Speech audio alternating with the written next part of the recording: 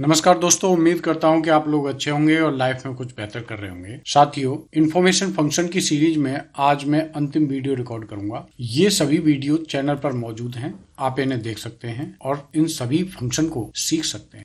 आज हम सीखेंगे इजरैप फंक्शन। क्या है ये फंक्शन और एक्सेल में इसका क्या यूज है, इन सभी चीजों को हम स्टेप बाय स्टेप 4 भागों में हमेशा की तरह सीखेंगे। जिसके पहले भाग में इस फंक्शन को समझेंगे, ये फंक्शन क्या है, क्या कहना चाहता है। उसके बाद इसके सिंटेक्स को समझेंगे। उसके बाद इसी फंक्शन को एग्जाम्पल के द्वारा समझा जाएगा और इसके बाद जो सबसे लास्ट में होता है वो है इस फंक्शन का यूज क्या है, कैसे यूज करेंगे एक्सेल में इसको। तो आइए देखते हैं। So as per the description of the href function, the Excel href function return true when a cell contain a reference and false if not। मतलब मैं इसको एक्सप्लेन करता हूं।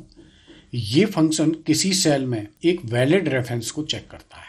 इस फंक्शन के अंदर जो वैल्यू के तौर पे जब कोई रेफरेंस अप्लाई किया जाएगा, क्या वो वैलिड है, ये वो बताएगा। इसको एग्जाम्पल से आगे नीचे समझेंगे तो और क्लैरिटी आएगी। बट ये फंक्शन किसी वैलिड रेफरेंस को चेक करेगा। अगर वो रेफरेंस एक वैलिड रेफरेंस है तो देगा ट्रू, अदरवाइज देगा फॉल्स। इसके सिंटेक्स से भी हम बहुत सारी चीजों को जो हम कहना चाह रहे हैं समझेंगे। यानी कि यहाँ पे देंगे इक्वल टू एज रेफ और यहाँ पे देंगे वैल्यू। जो वैल्यू है ये उसी वैल्यू को चेक करेगा कि वो जो वैल्यू दी गई है वो एक वैलिड रेफरेंस है या नहीं। बस यही चेक करना है मेरे को। ठीक है, आगे देखते हैं।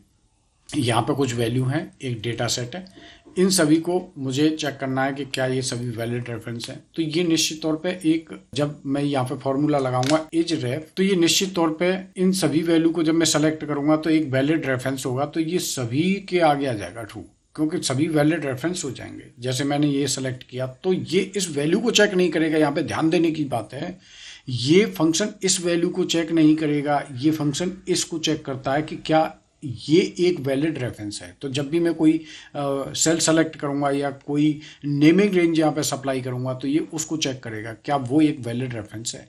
तो जब भी मैं इसको सेलेक्ट करूंगा तो ये एक वैलिड रेफरेंस है तो यहाँ पे ट्रू देगा। मैं इसी फॉर्मूला को नीचे ड्रैग डाउन करूंगा तो ये सभी जगह ट्रू आ जाएंगे, क्योंकि यहाँ पे मैंने जो लिंक किया है ये एक वैलिड रेफरेंस है, चाहे वो वैल्यू कोई भी हो। मैं इसको ऐसे भी कर सकता हूँ कि यहाँ पे लिखता हूँ मैं इज रेफ और मैं कोई भी ऐसे सेल सेलेक्ट कर लेता हूं तो ये भी एक वैलिड रेफरेंस है, ट्रू देगा ये। तो फिर जब सभी जगह ट्रू देगा तो फॉल्स कहाँ देगा, फॉल्स कहाँ देगा मैं बता देता हूं। जैसे यहाँ पे लिखेंगे हम इज रेफ, अंदर लिखता हूं मैं क्या, मान लीजिए अंदर लिख दिया मैंने राम। तो क्या ये एक वैलिड रेफरेंस है? नहीं, ये वैलिड रेफरेंस नहीं है, इसलिए यहाँ पे देगा फॉल्स। या फिर मैं लिखता हूँ इज रेफ और अंदर लिख देता हूं मैं A1 से लेकर के A लिख करके छोड़ दिया। मुझे A10 लिखना था बट 10 को लिखना भूल गया, मैं A लिख देता हूं और ब्रैकेट क्लोज करूंगा। तो ये भी एक वैलिड रेफरेंस नहीं रहा। अब अगर मैं इसको लिखता हूं इज रेफ और यहाँ पे लिखता हूं A1 से लेकर के A10 तो ये एक वैलिड रेफरेंस है, तो ये ट्रू देगा। ये यहां से समझा जाएगा। अब मैं यहाँ पे लिखता हूं इज रेफ और यहाँ पे लिखता हूं मैं एक्सपेंस अंडरस्कोर जेन और ब्रैकेट क्लोज करूंगा तो ये भी एक वैलिड रेफरेंस नहीं है, तो ये फॉल्स देगा। ये इस फंक्शन को हम एग्जांपल से अभी पूरी तरह से नहीं समझ पाए, जब इसके यूज को देखेंगे तब क्लैरिटी आएगी। तो अब इस सीट में आते हैं और यहाँ पे देखेंगे इस फंक्शन को कैसे यूज किया जा सकता है। लेकिन इस सीट में आने से पहले भी मैंने यहाँ पे एक डेटा तैयार किया है, इसको समझते हैं पहले। यहाँ पे एक डेटा है जिसमें कुछ वैल्यूज है, सेल्स जेन, एक्सपेंस जेन, COGS, कमीशन जेन। मैं यहाँ पे इन सभी तीनों कॉलम को एक नेमिंग रेंज क्रिएट करता हूँ। कॉलम की नेमिंग रेंज क्या होता है कि इस रेंज का एक नाम देना है मुझे, इस रेंज का एक नाम देना है, इस रेंज का नाम देना है। किस तरह से नेमिंग रेंज कैसे देते हैं, मान लीजिए ये एक रेंज है, ये एक रेंज है, इसका एक नाम देना है। तो यहाँ पे जाएंगे नेम बॉक्स में और इसका नाम दे देंगे। जैसे मान लीजिए मैंने नाम दे दिया माई रेंज, तो इस रेंज का एक नाम हो गया। जैसे ही मैं इसको सेलेक्ट करूंगा तो यहाँ पे माई रेंज लिख के आएगा, बिकॉज ये नेम बॉक्स है। नेम बॉक्स यही बताता है कि नेम रेंज क्या कहीं पे क्रिएट हुई है क्या। जब भी उस एरिया को सेलेक्ट करोगे तो यहाँ पे वो नेमिंग रेंज यहाँ पे डिस्प्ले करेगा जो उस एरिया के अगेंस्ट क्रिएट की गई है। अब जैसे मान लीजिए मुझे इन तीनों की नेम रेंज क्रिएट करनी है, तो यानी कि इस रेंज का नाम देना मुझे सेल्स जेन, इसका नाम देना मुझे सेल्स एक्सपेंस जेन और इसका नाम COGS। तो इसको ऐसे सेलेक्ट करेंगे, फॉर्मूला टैब के अंदर जाएंगे और यहाँ पे क्रिएट फ्रॉम सिलेक्शन करेंगे, टॉप रो को नेम रेंज क्रिएट करो तो ओके करेंगे। अब यहाँ पे इसको सेलेक्ट करो तो इसके आगे सेल्स जेन लिख के आ गया। मतलब इस नेम रेंज का इस रेंज का नाम जो है वो है सेल्स जैन। इसी तरह से इसका नाम है सेल्स जनवरी, इसका नाम है COGS डेटा। मैंने इसका नाम, इस रेंज का नाम मैंने नहीं दिया है जान करके, ये मुझे यही पता करना है। सो इस रेंज का कोई नेमिंग रेंज नहीं है। ये नेमिंग रेंज काफ़ी इंपॉर्टेंट टॉपिक है और ये बड़ा महत्वपूर्ण है। इसके लिए एक सेपरेट वीडियो बनाऊंगा। फिलहाल मैं रेफरेंस के तौर पे इतना ही बता पा रहा हूँ यहाँ पे। इसके बाद अब आते हैं यहाँ पे इस सीट में जहाँ पे हम इसके यूज की बात कर रहे थे।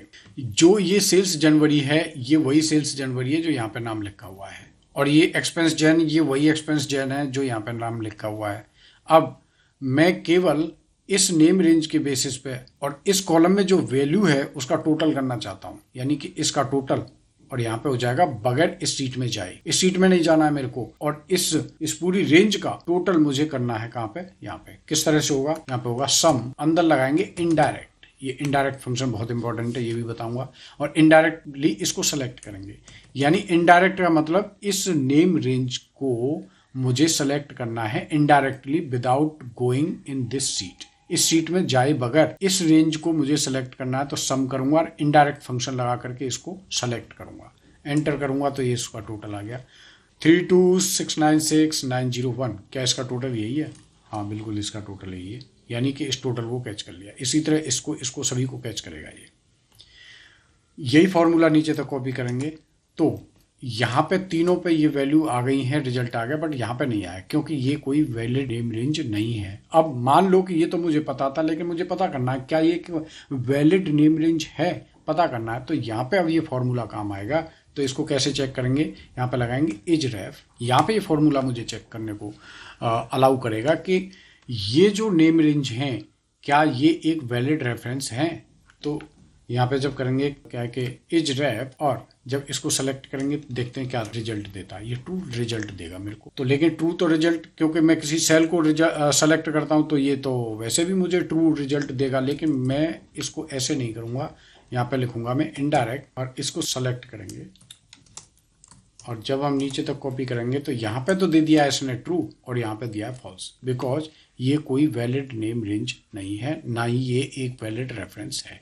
तो ये फंक्शन मुझे ये भी बताता है कि कोई वैल्यू या कोई नाम या कोई आइटम लिखा हुआ है, क्या वो एक वैलिड नेम रेंज है या क्या वो एक वैलिड रेफरेंस है। यही ये फंक्शन बताता है और यही इसका यूज है। इस फंक्शन के और भी बहुत सारे यूज हो सकते हैं। नेमिंग रेंज पे एक बड़ा डिटेल्ड वीडियो आगे मैं बनाने वाला हूँ। यहाँ पे मैं इसको नेम रेंज को लेकर के उतना एक्सप्लेन नहीं कर पाया हूँ, लेकिन ijref फंक्शन का एक्सप्लेनेशन काफ़ी अच्छे से हो गया है। तो वो हम इसको अपने डे टू डे वर्किंग में किस तरह से और बेटर तरीके से यूज कर सकते हैं, आप इस वीडियो को देखेंगे और सीखेंगे। दोस्तों, अगला वीडियो किसी नए टॉपिक पे या किसी नई सीरीज पे बहुत जल्दी लेकर आने वाला हूँ। तब तक के लिए थैंक यू।